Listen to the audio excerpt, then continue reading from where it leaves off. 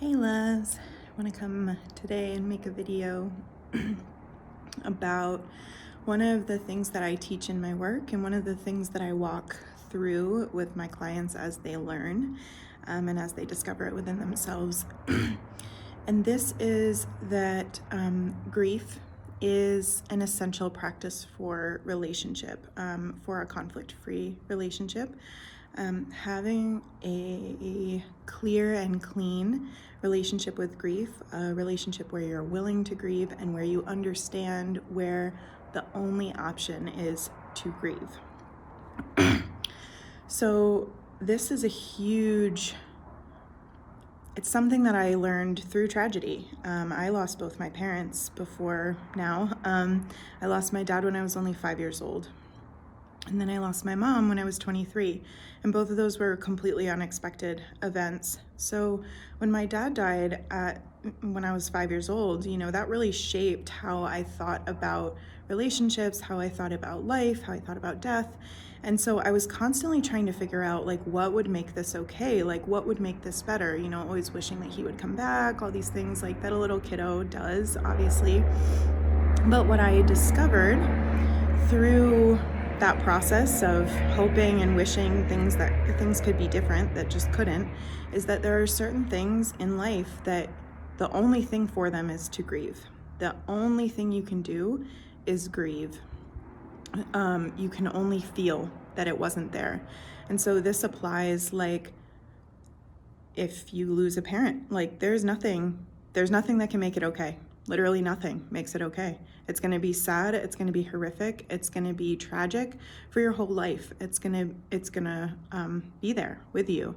And so relating to it as something simply to grieve rather than something to fix or change or resist can really bring a lot of peace. And it lets you know what to do in those moments when you are struggling with this thing.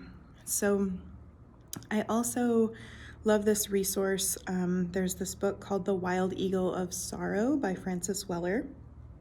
And in it, he talks about the 5 gates of grief. So the 5 gates of grief is gate 1, everything we love, we lose. Gate 2 is the places that have not known love. Gate 3 is the sorrow of the world.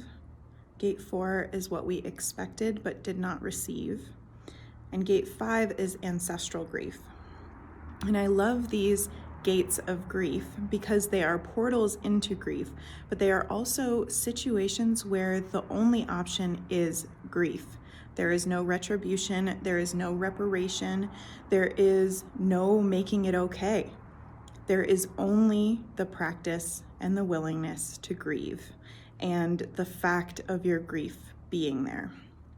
And this is kind of one of those things about misogynistic, white, Western, whatever you want to call our culture, that has this value system that kind of cripples us as humans, is that we have this value system that thinks of grieving or grief as a bad thing or something to avoid, something that we could avoid.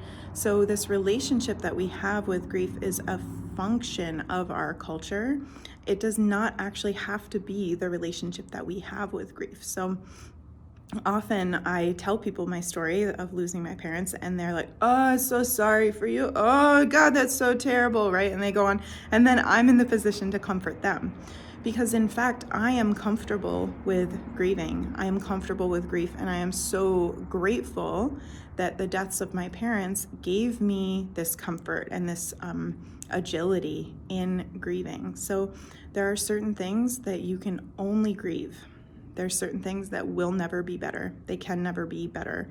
And grief is your only option there. And when you feel and know that, when you can identify those situations and when you feel capable of grieving, you can truly be free, and you can be free to relate to other people in a really healthy and holistic way. I hope that helps with you. And let me know if you want to talk about this. Okay, I'm loving you. Bye.